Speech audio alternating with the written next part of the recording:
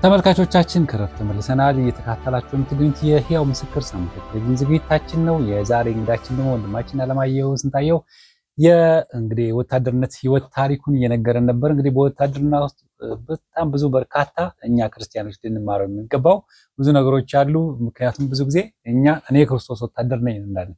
ወታደር ማለት ምን ማለት ነው? ወታደር ለራሱ ሳይሆን ለሌሎች የሚኖር ማለት ነው።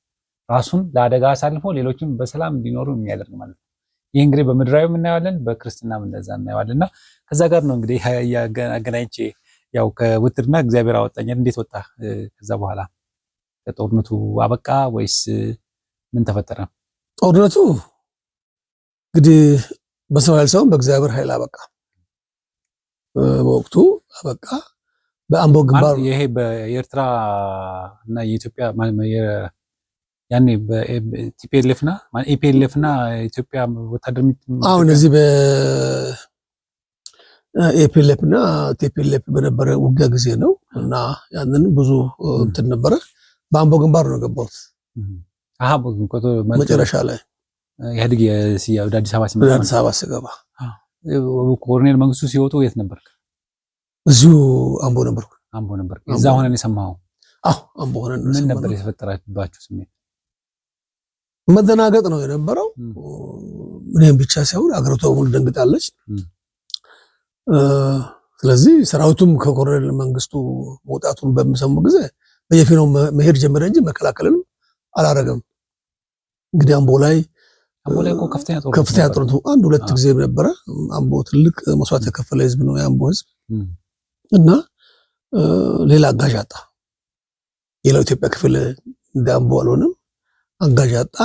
አምቦ ላይ ሲሰበር እነሱ ሲገቡ ያው መንግስቱ ኃይለማርያም በዛ መጨረሻው የመጀመሪያው ሄደ። ከዛ በኋላ ነው አምቦ መጨረሻው ላይ ቀጥታ ነው ገቡበት። ስለዚህ መንግስቱ ሄደ በሚለው ድምጽ ላይ በሙሉ እንግዲህ መንገዱን የቀጠለበት ወቅት ነበረ። ከዛ በኋላ እንግዲህ ሰው በየፊናው ወደ የአገሩ ወደ የህብረተሰቡ መሄድ ጀመረ፣ መጓዝ ጀመረ። አንተ ተው የሚል አለቃ ጠፋ። ማንንም አዛዥ አይጠብቅም እና በወቅቱ ሀገሪቱ በሱ እጅ ብቻ እንደነበረች ነው ወደኔ አሁን ተሳስበው የነበረው። እሱም ከሀገር ወጣ፣ ሰራዊቱም በየፊናው ከሞት የተረፈው ገባ እና ይሄ ነበረ። ያንስ ሸሽ አንተ በእግር ወጣ ምንም ነው ወዴት ሄድክ? ሽሽት የሚባለው እኮ ውጊያ ሲፈረጥጥ ነው። ውጊያ አይደለም እኮ በቃ መንግስቱ ወጣ ተባለ፣ ህዝቡ ወደ ቤቱ ገባ። ወታደሩ አንተ አሁን ካምፕ ነበር ካገኝ ካምፕ የገባ ነው መጨረሻ ላይ ነው። አይ ወያ ማን ነው በነበረው ጊዜ እንግዲህ ቲፒኤልኤፍ ቦታውን ከያዘ በኋላ አዋጅ አወጣ እኮ። ያኔስ የት ነበር? አንተ ካምፕ ውስጥ አልነበርክም? ወታደር አምቦ ወይስ መኖሪያ ተከራይተህ ነበር? ጦር ላይ ነበረ። እኔ ወደ ቤተሰብ ተብዬ ወደ ቤተሰብ ተሄጄ ነበር። ቀድመህ ያው ህዝቡ ሲበተን ወደ ቤት ሄድ ገባ። ወደ ቤት ሁሉም በየቤቱ በየአካባቢው የዘመድም ሄደ። ከዛ በኋላ ምንም ሳይቆይ ደግሞ አዋጅ ወጣ። ያው ለሀገሪቱም ሰላም ሲባል አዋጅ ወጣ። በአዋጅ ከፍተኛና መስመራዊ መኮንን ወደ ጦር ላይ ወደ ሆለታ የገቡት ሳይሄዱ የቀሩ ናቸው። የመጀመሪያዎቹ ጦር ላይ መስመራዊና ከፍተኛ መኮንን ወደ ጦር ላይ ገባ። የበታሹምና ወታደር ደደሳ ገባ። ታጠቅ የገቡትም አሉ። ስገቡ እኔ ከቀድሞዎቹ ጋር ነው ወደ ጦር ላይ የገባሁት ማሰልጠኛ። ከዛ ታድሶ ኮሚሽን መባል ነበረ በወቅቱ። ታድሶ ኮሚሽን ማሰልጠን ጀመረ። እንግዲህ ያ ስልጠናውን በአግባቡ የወሰዱ ሰዎች ወደየ እንግዲህ በሙያተኛ ወደ ሙያው እንዲመለስም ይጋብዙት ነበር። ሙያ የሌላቸው ወታደሮችም ወደ ቤታቸው እንዲሄዱ ሁሉም እንደ ፍላጎቱ ነበረ የነበረው በወቅቱ ነገር ያው 9 ወር ስልጠና ነበረ። ወታደሩ ተበተነ ነው እኛ የሰማነው እንግዲህ እንዳለ አንፈልግም ብለው አንፈልግም እንዳለ ሆኖ አንፈልግም ያሉት እንዳለ መከላከያውን መቀበሉን ነው። ታድሶ ኮሚሽን ገብተው ስልጠና ወስደው እዛ ላይ ደግሞ እንትናቸው ሆኖ ጠቃሚ ሰዎች ሁሉ ሰው ነው ማይጠቅም የለም፣ ግን ሙያ ያላቸው ወታደር ቤት ሹፍርና ሙያ ያላቸው የተለያየ ታንከኛም መድፈኛም እንደ መገናኛም የተለያየ ነገር የተማሩት የተወሰዱም አሉ። ፍላጎት ነው ጠይቀው። በወቅቱ ደግሞ ጥያቄው አለ መታዘዝም ደግሞ አለ እዛ ኮርስ ውስጥ መታዘዝ ዲሲፕሊን ታያለ። እንግዲህ ዲሲፕሊን ከመጀመሪያው ብስጭትም ያለው ወታደር ስለነበር እዛውም ከውጊያ ተርፎ እዛው ሞተ ያለ በምን ምክንያት በተረሽኖ ነው ተረሽኖ በረሃቡም በቅጣቱም የሞተ ረሃብም ነበር። እዛ ረሃብም ነበረ። ምግብ አይሰጧችሁም ነበር? ምግብ ይሰጥ ነበር። ግን ያው ለብዙ መሰራ ምግብ ብዙም አይጥምም። አብዛኛው ደግሞ ከግንባር የመጡት ጠንካራ ናቸው። እዚሁ ከአዲስ አበባ ዙሪያ የመጡ ነበሩ። ምንም ውጊያ ላዩ ግንባር ያልነኩ እስከ ኮንግረስ ከጀነራል ነበሩና አብዛኛው እዛ አርፈዋል። አልተመቻቸውም። ያው እኛ ደግሞ ከውጊያ ስለመጣን ኦልሬዲ ምስር ወጣንና ዳቦ ለምደናታል። በሷ ደስ ብሎን ነው የወጣነው። ግን ብዙዎቹ በሚቾት እንግዲህ አዲስ አበባ ዙሪያ ላይ እዚህ በተለያየ ክፍል ላይ በምጦር መምሪያ፣ በመከላከያ መምሪያ፣ በመኮድ በተለያየ ሙያ ላይ የነበሩ ሰዎች ውጋን በቃ ከመስማት ውጪ ማያውቁት እዛ ገብተው በቃ እንዳልነበሩ የሆኑ አሉ፣ የታመሙ አሉ፣ በቃ ያረፉም አሉ። ብዙ ማቃቸው አሉ። እዚሁ በተለያየ ከመኝታ አለመቻቸት በሳር የተነሳ ተስቦ በሽታ በኮሌራ ያለቁ አሉ። ከግንባር ደግሞ የመጣን ደግሞ አንዳንድ ሰዎች ያው ዲሲፕሊንድ ሆነው እዛው ሲያዙም እሺ ብለው ሲያመናጭቁም እሺ ብለው እንግዲህ የወጣን ሰዎች አለን። አብዛኛዎቹ ያንን ማሸነፉ ከባድ ነበረ። ግን መጀመሪያ ቀድሞው ነው ችግር ውጊያ ላይ ከገባ ግንባር የሄደ ወታደር አይበገርም። ለችግር እንዳልኩ እንደዚሁ ሰላማዊ ስፍራ የቆየ ችግር ሲመጣ ከባድ ነው። ክርስትናም እኮ እንደዛ ነው። ለሰራራችሁ አይደለም አይ ክርስትናም እንደዛ ነው። እኔ አሁን ለመንፈሳዊ ህይወት ትርጉም እንዲኖረው አድርጌ ነው የምጠይቅህና ማለት ብዙ ጊዜ አሁን በሰላም የሚኖሩት ክርስቲያንና በውጊያ ውስጥ ያለፈ ክርስቲያን እኩል መንፈሳዊ ጥንካሬ የለውም። ወዲያው ለችግሩ ወዲያው ቦታ ይሰጣል እና ያ ነበረ እና ብዙ ትዝብት ወስጃለሁ። ብዙ ማቃቸው አዛዦቼ አልቋል። እዛ ማቃቸው እዚህ ምድር ጦር መምሪያ ላይ መከላከያ ማቃቸው እዛ ሲገቡ አልቻሉም። ሰርዶ ሳር ነው የገባንበት ማሰልጠኛ ነው። ፍራሽ የለም፣ መሬት ላይ የምተኛው ትኋን አለ፣ ቅማል አለ፣ ምግቡ እንትን አይልም። ከዛ በኋላ ሰው ያለፉ ሰዎች ብዙዎች አላቸው። አንዳንዱ ደግሞ ታስረው በመገረፍ ስድብ እየሰደቡ እያቋሸሿቸው ደግሞ ያ ቦታም አልተመቸም። ማረሚያ ቤት ደግሞ የባሰ ደግሞ እንግዲህ ይታያል። በዛ የጠፉም አሉ፣ ብዙ ነገሮች አሉ። አዞ የበላቸውም አሉ። አዞ ስለ ይሄ በረሃ ነው።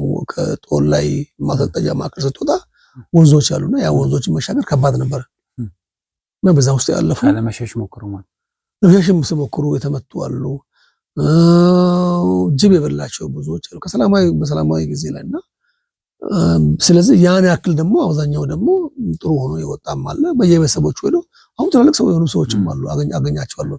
ብዙ አገልጋዮችም ብዙ ባለሀብቶችም ብዙ ሰዎች ውጊያ በተለይ ገብቶ ውጊያውን አሸንፎ ትግራይን፣ ጎንደርን፣ ኤርትራ በረሃን ቀምሶ በሰላም የገባ ሰው ሆኗል። ሲገብቶ በቃ ሰላሙን ሲያገኝ ንግድ ላይ ገባም ንግድ ጎበዝ ሆነ። ወደ ቤተክርስቲያን የገባ ያንን በቃ ጌታ ያደረገውን ነገር እያስታወሰ ለብዙዎቹ በረከት የሆኑ ሰዎች አሉ፣ አውቃቸዋለሁና እንደዚህ ነው። ስለዚህ ያው እንግዲህ ቀላል አይደለም ህይወት። እስቲ ክርስትናና ውትድርና ምን ይመስላል ማለት እዛ ውስጥ አንተ እንደ ክርስቲያን ነው እዛ የነበርከውና ለምሳሌ አንድ ወታደር መጸለይ፣ ሃይማኖትን መስበክ ወይ መጽሐፍ ቅዱስ ማንበብ ይችላል? እንዴት ነበር ያሳለፍከው? ወይል በወቅቱ መጽሐፍ ቅዱስ ማንበብ ነበር። መጽሐፍ ቅዱስ እዛ ውትድርና ውስጥ ነበር። ኦኬ ታነብ ነበር? እኔ አነብ ነበረ። ነገር ግን ቀላልም አልነበረም። ሰዎች ማየት የለባቸውም። ተደብቀ ነው። አዎ ሮታ ደግሞ ራሱ አይፈቅድም። ያው ብዙ ክርስትናው ሲገባ ለምን ባል ነገር ይመጣል፣ ጥርጥር ውስጥ ትገባለህ እና እነሱ ጋር ደግሞ አድርግ ነው። ስለዚህ ያ ነገር አለ። ፍርሃተ እግዚአብሔር መኖር አለበት የምለው ነገር ነበረ። ነገር ግን ያ ደግሞ እንትኑ አይሄድም ካንተ ጋር የሚያደርጉት ነገር ሆኖም ግን እኔ አነብ ነበረ፣ ጸልይ ነበረ፣ ሁሉ ጊዜ ጌታ ይጠይቅ ነበረ። መቼ ነው ጌታ ከዚህ ማርፎ የሚለው ነው። በተለይ በመጨረሻው ጊዜ ላይ የነበረው ፋታ ያጣ ውጊያ ነበረ። ሰራዊቱን በማለቁ ሪፖርቶቹን ስለማይ ብዙ እንትኖች ነበሩ እና እግዚአብሔር ደግሞ ጠብቋል። ያን ጸልያለሁ፣ ጌታ ሆይ አንተ ከዚህ ካወጣኸኝ የሚለው ያው እንደ ስለትም ነው ጌታን የምጠይቀው። በቃ ምሰባው እኔ ምስጋና ብቻ ነው። አመሰገንኩት። ጌታ ደግሞ አሻገረኝ። እውነትም ያሻገረኝ የሚል መዝሙር ነበር። ያሻገረኝ ብድል ያወጣኝ የሚለው ያሻገረኝ። ሰባራው ደግሞ ባህር ዳር ነበረ። ባህር ዳር እኔ ከሐሙሲት እስኪመጣ ባህር ዳርን ሰብሮታል ድልድዩን። ይሄ ኦኬ ወደ ጎንደር የሚሻገረው ባህር ዳር ቀበሌ 10 እና ቀበሌ 11 መሀል ላይ ያለችው ሰብሮታል። እና መጨረሻ ደግሞ ምን መጣ እንትን ደግሞ መጣ፣ ይሄ ሎቤድ ተዘረጋ። ስለዚህ ሰባራውን ድልድይ አሻገርከ ብዬ ያነዘፈርካት እና ትዝ አለኝና ከዛ በኋላ ነው ወደ አምቦ ግንባር በቡሬ ወለጋ ግን የገባነው። እና አሁን አሳጥሬ ሳውራ ቀላል ነገር ይመስላልና ብዙ ነፍስ ግቢ ውጪ ነበርና እግዚአብሔርም ከለ በእግራችሁ ነው ያን መንገድ ይላችሁ? በእግር ነው አይታወቅም እኮ ይገርም ነው። ከባህር ዳር እስከ ወለጋ አዎ ቀላል እኮ ነው። ቀላል እኮ ነው። ችግር ቀላል እኮ ነው። የከተማ ልጆች ሰማችሁ? ቀላል እኮ ነው። እዚህ ከተማ ውስጥ ታክሲ ስንጠብቅ ነው ጊዜ የሚያልፍ።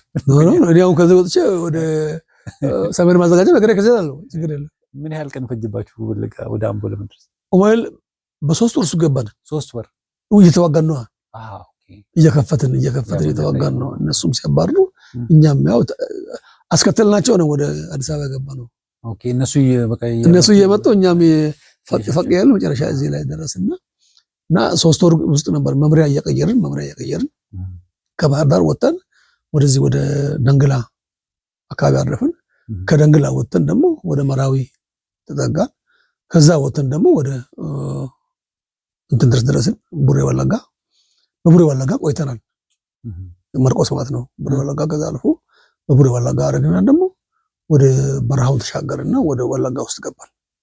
ከዛ አርገን ወደ ነቀምት መንገድ መሄድ ተጀመረ። ደግሞ እነሱ መጡ። መጨረሻ ላይ የነበርነው አባጮመን ነው። አባጮመን ወረዳ የምትባላለች እሱ አባጮመን ወረዳ እንግዲህ ካወቀው ኮምቦልቻ የምትባል 3 ቦታ ነው ያለችው። ኮምቦልቻ ከተማ ሁሉ ኮምቦልቻ ነው። ኮምቦልቻ ወለጋም አለ። ኮምቦልቻ ደግሞ ሀረርም አለ። አዎ እንግዲህ ብዙ ታሪኮች አሉና የፍንጫ ሃይድሮሊክ መምጫ ኤሌክትሪክ መምጫ እዛ አለ። እዛ አረፍን። ከዛ ያሁኑ የፍንጫ ሱካር ብርቻ መዛን ጊዜ ይተከል ነበር። እንትን ማሽኑ ሳይመጣ ሸንኮራ ይተከል ነበር። በዛ ውስጥ አድርገን ወደ አምቦ መጣን። በዚህ በጉድር አድርገን ወደ አምቦ ገባንና ታሪኩ ሰፊ ነው። እሱ ላይ ጊዜም ነገር ያለበትን ነገር ኤኒዌይ እንደዚህ ሰው ልጅ አልፍም ወይም ደግሞ አናልፈውም ብሎ ያለፍካቸውን ነገሮች መስማት እንፈልጋለን። 2-3 ክፍል መሄድ እንችላለን። ችግር የለም። እንትኑ አላልፍም ብሎ ማሰብ የለበትም ቀድሞውኑ ሰው። ግን እንደ ሰው ስታየው በቃ ለምሳሌ ነገር ይገጥምሃል አይደል? በቃ ይሄንን እንትን አላልፈውም። ለምሳሌ ጓደኞች ሊሞት ይችላሉ ስታያቸው፣ ቆስለውም ደግሞ የሚሰቃዩ ሰዎች አሉ። በመንገድ ዝም ብለው አይደለም የተዋጋን መጣን ስትል አንድ ቦታ ላይ ያው እኔ ሸፍቼ አልፍ ያለው እንጂ ከጎንደር ስንመጣ እንትን ላይ አንበሳሜ የሚባል ቦታ አለ። አንበሳሜ ማለት ደርግ በተራራ ነው፣ ደብረታቦር መንገድ ነው። እዛ ላይ በሙሉ መምሪያው ተመታ እንትን ላይ እና አለምሳጋ የሚባል ተራራ አለ እና አዲስ ዘመን ላይ ነው። አዲስ ዘመን ላይ ከፍተኛ ውጊያ ነበር እና አዲስ ዘመን ላይ እሳ ውጊያ ላይ መምሪያችን ተመታ። ስመታ ይሄ እግሬ ትንሽ ተመታች እና ከተመታ በኋላ እንግዲህ በቃ አልተርፍም ብዬ አልናገርም እንግዲህ ብዬ ተናገር ያለው ውጊያው ሆነ። መኮንኖች ነበሩ ወደ 2000 የሚጠጉ መኮንኖች አንድ እዛው አለቁ። ምልምል ናቸውና ከውርሶ ተመርቀው እንደመጡ ተከበው በዛኛው በኩል አለቁ።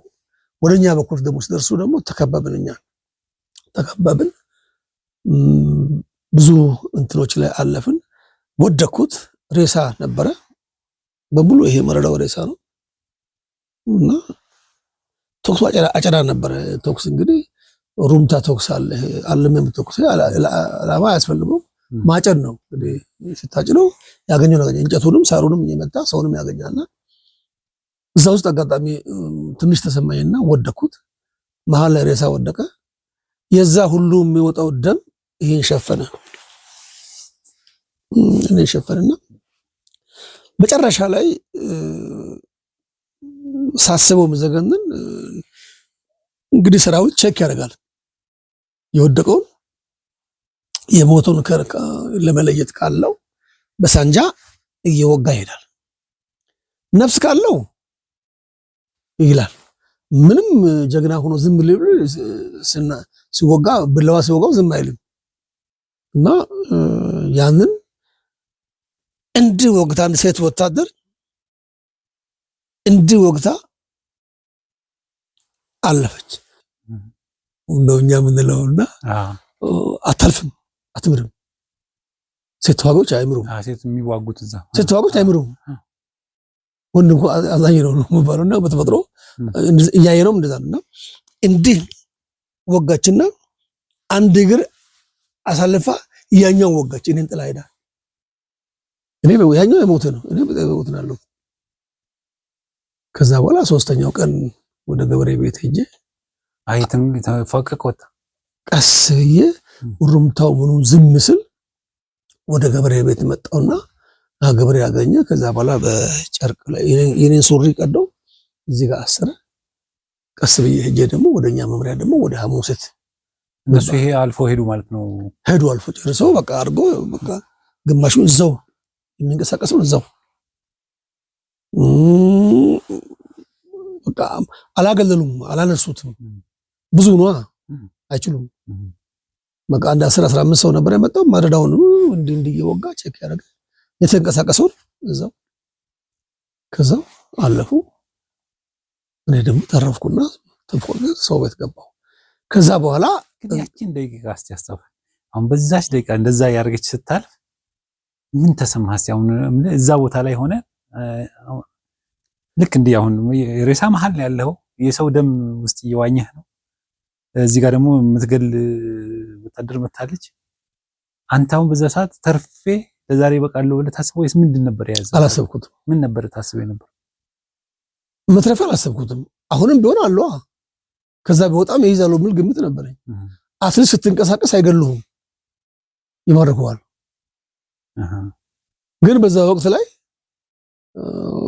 ያው አግላይ ምድብ ተብሎ ጨርሱ ተብሎ የመጡ ናቸውና ያ ወቅት ለኔ ህልም ነው።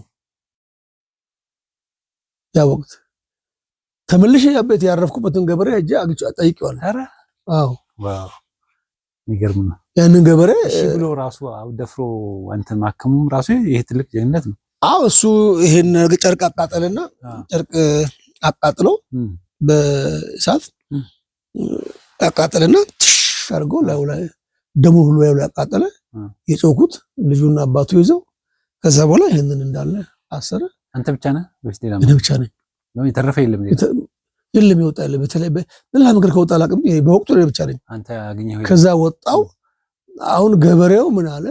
ታንክ ያዙ ወታደሮች እዛ አካባቢ አሉ፣ የደርግ ናቸው አለ።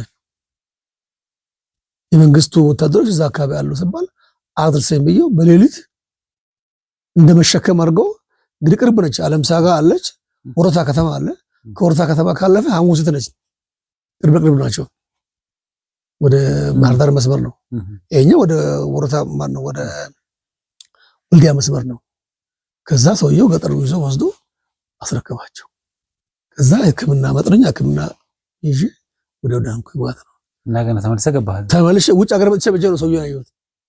ኦኬ ያከመን ያን ሰውዬ ፈልጌ እርኩ ቤቱ ፈልጌ ሄደ። ከውጭ በኋላ ሁሉ ካለፈ በኋላ ከነከረኝ፣ እንቅልፍ አጣሁ። አገኘው ግን አገኘው ተመልሻለሁ። የሱ ልጅም ትልቅ ሰው ያን እግሬ ያዘው ልጅ አሁን ትልቅ ሰው ነው። እግዚአብሔር ይባርክ። መልካም ደግሞ ይሄ ደስ ይላል። ከዚህ በፊት የቀረበው አጋጥሞኛል። እንደዚህ ውለታ አድርገውልኛል ጠፉብኝ ውለታ ለመክፈል ብለው በዚህም ጥሪን አድርገን ያጣናቸዋል። ፈልገህ ሄጃለሁ። የቀበሌ ጸሐፊ ነበረ የገበሬ ማህበር። ከዛ እኔ ሲሄድ እሱም ከጽፉ ምን ተሰማው ስታገኘው? በጣም ደስ አለው። ማመን አቃተው። እኔ ነኝ ስትለው እኔ ነኝ እንደዚህ ነው ብዬው ስለው ልጁም ተማሪ ሆነ። አስታወሱኝ። ልጁንም አንድ የተወሰነ ዓመት አግዤዋለሁ። ገዛይን አይፈልግም ትልቅ ሰው ነው እና በጣም እና ወዳጅ ሆነን ቀረን። እግዚአብሔር ይመስገን። ይሄ ደግሞ ደስ የሚል ታሪክ ነው። ጌታ እግዚአብሔር ይባረክ። እና ከዛ ውጪ የከፋ ነገር አላጋጠመኝ። እሱም ቢሆን መምሪያው ስከበብ ነው። መምሪያው ስከበብ ያው ትመታለህ። መምሪያ መውጫ ካለ ነው የሚወጣው። መውጫ ካለ ተከበበ ነው። ሄሊኮፕተር ካለመጣ አይነሳም። ደግሞ ሄሊኮፕተርን በወቅቱ ደግሞ አስቸጋሪ ወቅት ነበርና ውጋው በጣም ትግራይን ሰብረው ወደ አማራ ክልል ጎንደርና ጎጃም ወደ በገምድር ላይ የገቡበት ጊዜ ነበረ። በእኛ ጊዜ ክልል ሳይሆን በገምድር ነው ነበረ እና ይሄ ነበረና ይሄ ትልቅ ጌታ ያተረፈኝ ያሻገረኝ ሁለት ነገሮች ናቸው። ሰባራው ድልድይ ምለው የባህር ዳሩ ድልድይ ነው። በህይወት እንግዲህ ጌታ እግዚአብሔር ሲያሻግረኝ በቃ ሞቼ የተነሳው ነው። በዛ ትልቁ አሁን ታሪክ ምንድነው? አሁን እኔ ሰው በቤቱ ሰው አሳክሞት በቤቱ ለሞተው ሰው አላለቅስም። በቤቱ ሰው አሳክሞት ረድቶት ውሃ ቀምሶት ሆስፒታል ሞተ በሞተ አላለቅስም። ያኔ ነው አልኩት ነኝ። ከዛ በኋላ ወደ አባቴ ሞት እኔ አባቴ ከጦር ሜዳ ሲመለስ ሞቷል። አላለቅስም። አላገኛቸውም አላለቅስም አልኩት። ለምን ያ ነገር አለኝ። ከአሁን በኋላ ቤቱ ተኝቶ ቤተሰብ አስታምሞ የሚያምረውን ነገር ውሃም ሆነ አቅምሶ ለሞተው ሰው አላለቅስም እየተውኩት። አሁንም ደግሞ የኔ እንትን ምንድነው የኔ አቋም ሰው በህይወቱ ማገዝ ነው። ከሞተ በኋላ ተገላገለ። ይርበው ነበረ ይጠማው ነበረ አይሰራም። እኔ ከቻልኩ ማሳከም ሰው ይሁን ብቻ ምግብ መስጠት መድረስ ከሞተ በኋላ ከችግሩ በቃ እንትን አለ ለማለቅሰዋለሁ። ምን ላመጣለት ነው ምን ልጨምርለት ነው ብዬ ነው ማመን ወዳሴ እና ይሄንን ነው ክርስቲያን እንኳን አለቅስም ወደ ጌታ ሄደ ነው ማለት ግን ቢሆንም ሰው ሲለይ ይሰማል። ግን ይሄ አይሰማኝም። ድንገተኛ አደጋ ከሆነ ቆይ ያየኸው ነው። አሁን እኮ ያሳለፍከው ታሪክ ቀላል አይደለም። አሁን የሰው ልጅ ከዛ ሬሳ ውስጥ መውጣት እኛ እኮ ሬሳ ነው ከተባለ በጣም ደንግጠን ነው የምንሸሸው። እንኳን ዝም ብሎ በሞተም ሰው ማለት ነው እንኳን ከሬሳ ማለት ከሰው የሰው ደም እኮ ያሰክራል አይደለም? አይተው እንኳን በጣም አሁን ግንባር ላይ ሆነ እኮ መጀመሪያ ማንም ሰው ፈሪ ነው ይፈራል። ሁለት ጓደኞች ሲሞቱ ሰው ደም ካየ አንተ ምንም ያ ሁሉ አይመስልም። በቃ ዝም ብሎ ትላለህ። በድንሃ በቃ ደንግጠሃል በቃ። እና ይሄንን ነው ሰው በተለምዶ ሰው ደም ያሰክራል ብሎ ይሄንን ነው። እና 2-3 ወርቅ ስታይ አንተም ትቀጥልበታለህ። ደሞም ከኋላም አለ ደሞ አንተ ስትመራ ወዳም በኋላም አለ። ሁሉ ጊዜ ይሄ ብዙ መናገር እንኳን የለብኝም እና መሻሽም አትችልም። በአንዳንድ ጊዜ ከባድ ነገሮች አሉ በውጊያ ላይ የሚያጋጥሙ የተለያዩ አይነት አሰራሮች ስላሉ ይሄ እንትን ነው። ግን ያው ከጎን ያለው እስከ ወርቅ ምንም አይመስልም፣ ትፈራለህ። ዝናብ ለምሳሌ ካፌ ላይ ወጣ ትንሽ መታ እዛች በገባለው ያልክ ስትሄድ ይሞቃልና የታባቱ ላይ ተቀጥልበታል። ለዚህ ነው ዝናብ የመታው ምን ያፈራል ዝናብ አይፈራም ብለው ይሄ ነው። እዚህ አንተም እዛ ግንባር ላይ የጓደኛ ጓድ ከጎን ብለህ አንተ አብረህ ስትጓዝ ወንድም ብለህ የምትይዘው አለ፣ ምስጥረኛ አለ፣ አብሮ እየታገለ ያለው እሱ ሲወርቅ አንተም ትቀጥላለህ። በቀጥለው ነው የምትሄደው። ብዙ ጊዜ ከውጊያ በኋላ የሚደክመው ወይም ቁስለኛ የሚሞተው ውሃ ሲያርፍ ነው። ውሃ ይፈልጋል፣ ውሃ አያገኝም። ሲያርፍ ደግሞ ይሞታል። ራሱ ረፍቱ መጥፎ ነው። አዎ እንግዲህ ሲያርፍ ውሃ አምጣ ይላል። ውጊያ ላይ ምንም አይሰማህም። እንደ ሮቦት ትሄዳለህ። ከዛ በኋላ ያ ነውና ጌታ እግዚአብሔር ይባረክና ሁሉ ያሻግሮ ያሳለፈ እግዚአብሔር ነውና አሁን ለዛ ነው እኔ ብዙ ጊዜ ሰው በቤቱ ከሞተ ከታመመ ታሞ እክለ ታሟል ተብሎ ሆስፒታል ወስዶ እስከ ውጭ ሀገር አሳክሞ ሶስት ቤት ሲመጣ በቃ ይሄ ነው ራሴ ደመደምኩትና ለዛ ነው ያባተ ለቅሰው እናቴ ጋር መጥቼ አላለቅስኩት። ምክንያቱም እናቴ ያለች ወንድሞች ያሉ ቀበሩት። እኔም እዛ ሆኜ ቀብራ ግዥ ያለው አሁን መልቀስ ያስፈልጋል። እነዛ ሁሉ ወደጉትን ማን ቀበረ? አሞራ እኮ እምቢ ብሏል እኮ አይበላም፣ ጅብ አይበላም። አሁን የኤርትራና የትግራይ መሬት ማዳበሪያ እኮ አያስፈልገውም። እንደ ደቡብ አፈር ቢሆን ድንጋይ ስለሆነ ጠጣው። አሁን ያ ነው የሚጠራው በየጊዜው ያንን ነገር ይፈልጋል። በቃ ደም አምሮታል፣ ከመናፍስት ጋር ይገናኛል። እንደው በዚህ አጋጣሚ እንደ ክርስቲያን እንደ እግዚአብሔርም ሰው አንተውም ዛሬ አገልጋይ ነህና ወንድማማች የተታኩስና ያለ ነው እርስ በርስ። ያኔም ደግሞ አንተ ስትታኩስ የነበረው ወንድማማች ጋር ህዝብ ጋር ነው። አንድ አይነት ቋንቋ ከሚናገር አንድ እንጀራ ከሚበላ እና እንደው ስትማር አሁን ለምሳሌ ስትማርኩ ራሱ ትገናኙና ታወራላችሁ አይደል? ምንድነው እስቲ ለዚህ አሁን ላለው ህዝብ ጦርነት ለማያውቀው አሁን ጦርነት አንዳንዴ እንደ ኳስ ጨዋታ መስሎት ሰው እኔ እዚህ ደገፈ ብሎ እንትን ይላል ከመጸለይ ከማስታረቅ ይልቅና ምንድነው ያለህ ምን ልምድ ታካፍል ለምን ትናገረናል? ውጊያ ክፉ ነው፣ ለማንም አልመኝም። እንደው ሰው ማስተዋል ይስጠው። አሜን። ምክንያቱም እድሜም ያስተምራል። እድሜ ቀላል አይደለም። ሌላው ቆርጦ ውጪ 32 ዓመት ኖር ያለው ኢትዮጵያው ባይቆጠርም ያ የመከራ ዘመን እንብለው በሰላምተኛው 32 ዓመት ነው እንግዲህ ውጊያ ሳልሰማ በሰላሙ ሀገር ላይ 32 ዓመት ኖር ያለውና እዚህ ያለው መከራ ዘመን አልፌ ነርኩት። እንግዲህ ያሻገረኝ እሱን ነገር ነውና ውጊያ አልመኝም። ለሰው ልጅ ማስተዋል ይስጠው። ይሄ እንግዲህ ያው የኔ እድል ስጣቸው እኔ ወዳለሁበት ሀገር እንደው ሀገር ጥሎ መሄድም ጥሩ አይደለም። እዚህም ሆኖ ደግሞ መተው ይቻላልና ከአንዳንድ ሀገሮች ትምህርት ብንወስድ በጎ ነገርን ብናስብ በጎ ነገርን ብንዘራ ሰይጣንን በር ብንዘጋ ውጊያ አይመጣም። ምንም ያጨቃጨቀ ነገር የለም። አይተልዩ ያኛው ነው ይሄንን ነው ሀገር ጋራ ነች። ቁጭ ለማለት ይችላል። ምን ይፈልጋል? የሚፈልገውን ነገር በጋራ መወያየት።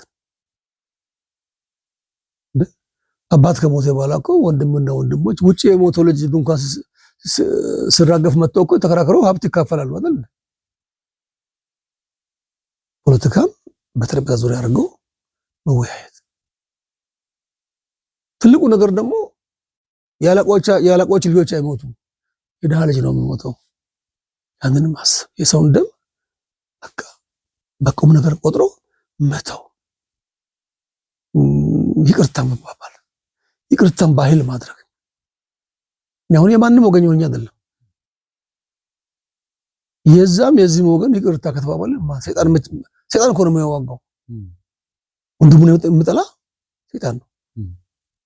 በቃ እንነጋገር፣ እንመካከር። አንድ መጽሐፍ አግኝቻለሁ ሀገራዊ ምክክር የሚለው ክርስቲያኖችም በጎ እንርጭ። በቃ ኃጢአተኛ ይከፋል። ክርስቲያን ሆነን በዛ ዙሪያ ላይ የምንደግፍ ከሆነ የጌታ ነገር ያወቅን ማቀላቀል የለብንም። መንገዳችን መምረጥ አለብን። በጎ ነገር እንዝራ፣ እንዘምር ለሰላም፣ ሰላሙ ይመጣል።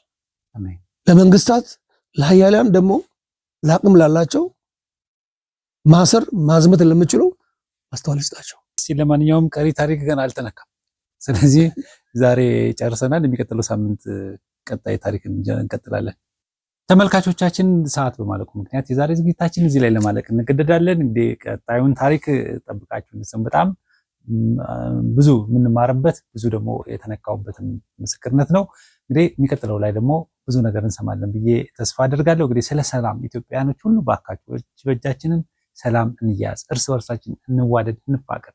በብሔር በዘር በቀለም የምንለያይ ሰዎች አይደለም። በቃ ሁላችን ተያይዘን ያን የክርስቶስ ልጆች ነንና በዚህ መቀጠል ይኖርብናል። ከጦርነትም በጦርነት ካለፈው ሰውም ይህን የመሰለ ምስክርነት ሰምተናል። ቀጣይስ ምን ሆነ? ጠብቃችሁ እንድትመለከቱ ጋብዛችኋለሁ። ለማንኛውም ቀሪ የኢቫንጀሊካል ቴሌቪዥን ዝግጅት ይቀጥላል። በእኔ በኩል እንሰናበታችሁ። ተስፋዬ ካሳሁን እስከ ሳምንት ድረስ ደበቆላችሁ።